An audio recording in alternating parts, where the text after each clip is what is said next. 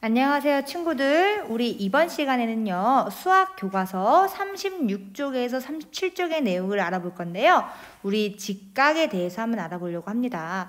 선생님, 우리 지난 시간에 배웠던 각하고 좀 연관이 있을 것 같아요 하는 친구들은 정말 눈치가 빠른 친구들인데요. 우리 지난 시간에 배웠던 각 한번 복습을 하고 우리 이번 시간에 공부할 직각에 대해서 한번 알아보도록 할게요. 우리 각이라고 했을 때 선생님이 만약에 각, 기역, 니은, 디귿을 그려보세요 라고 했을 때 꼭지점은 어디라고 했죠? 꼭지점은 여기 있는 니은이 될 수가 있겠네요. 니은. 자, 그러면 선생님이 세 점, 점 기역, 점 니은, 점 디귿을 그렸을 때 자, 여기 먼저 점 니은에서 꼭지점을 정해주고요. 여기서 뻗어나가는 반직선 반직선 하나, 이렇게 반직선 두 개를 이어주시면 각이라고 할 수 있겠죠. 자, 그러면 우린 각, 기역, 니은, 디귿 혹은 각, 디귿, 니은, 기역이라고 얘기를 할 수가 있을 텐데요. 지난 시간에 얘기를 못했던 것들이 있었는데 이 각을 표시할 때 우리 각이다라고 표시하는 걸 우린 이런 표시로 각을 표시를 해줄 거예요. 각은 이 중간에 낀 꼭지점 부분을 이렇게 둥글게 표시를 해주면 이게 각이다라는 표시예요. 자, 알겠죠? 자, 이렇게 각이다라고 표시를 했을 때 여기 옆에 변은 꼭지점부터 쓰고 그 다음 변, 니은, 기역. 이건 반직선, 니은, 기역을 얘기를 하고 있겠죠? 두 번째는 변, 니은, 디귿. 반직선, 니은, 디귿을 얘기를 하고 있겠죠.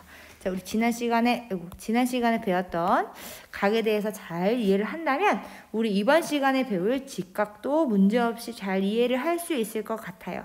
그래서 이번 시간에는요, 이렇게 직각에 대해서 알아보고 우리 생활 주변에서 직각이 어디에 있는지 한번 찾아보는 활동을 할 거예요. 공부할 준비가 다 되었나요? 자, 그러면 교과서 36쪽, 37쪽을 한번 보도록 하겠습니다. 우리 그럼 같이 1번 문제 같이 볼게요. 학교에서 찾은 각의 같은 점을 알아봅시다 라고 했는데요. 우리 이 그림은요, 처음에 평면 도형 단원 도입을 했을 때 도형을 찾아보자는 그 그림 안에 있는 우리 학교의 모형인데요. 거기서 우리 보니까 각의 모양을 되게 많이 찾을 수가 있었어요. 첫 번째 창문을 보니까 한 점에서 나오는 두 고준선을 잇는 각들이 눈에 보여요. 이렇게 각이 되게 많은데요. 이렇게 보니까 각이 골대에도 있고 학교 건물에도 있고 여기 계단에도 있고 다양한 화단에도 있고 이렇게 다양한 운동장에도 있고 다양한 각들이 있는데 이 각들의 한번 공통점 한번 찾아볼게요. 먼저 공통점은 우리 한글의 기역자 모양이거나 혹은 니은자 모양의 각들이 굉장히 많았어요. 그래서 이렇게 지금 네모난 모양 안에 있는 각들의 공통점은요, 전부 다 기역이나 니은처럼 생겼어요. 왜 이렇게 기역이나 니은처럼 생긴 각들이 많을까? 한번 생각을 한번 해볼게요. 자, 그러면 우리 이런 각을 뭐라고 부르면 좋을지 생각을 하면서 두 번째 활동을 해볼 건데요. 다음과 같이 종이를 2번 접어봅시다 라고 했는데 여러분들 주위에 있는 종이, 색종이나 혹은 다양한 종이를 가지고 한번 접어보도록 할게요.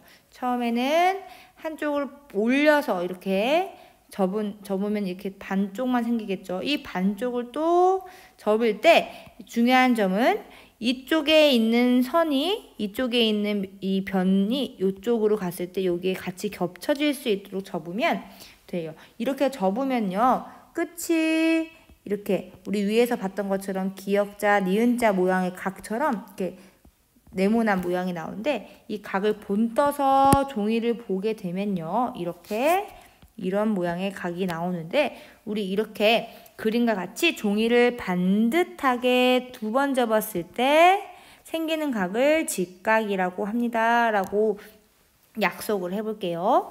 그래서 우리 직각을 할 때는요, 직각 기역, 니은, 디귿 혹은 직각, 디귿, 니은, 기역이라고 읽고 우리 각을 표시할 때는 이 직각 사이에 자그만한 네모를 그려줍니다. 꼭지점 니은에. 그래서 이렇게 해서 우리 직각을 한번 배워봤어요.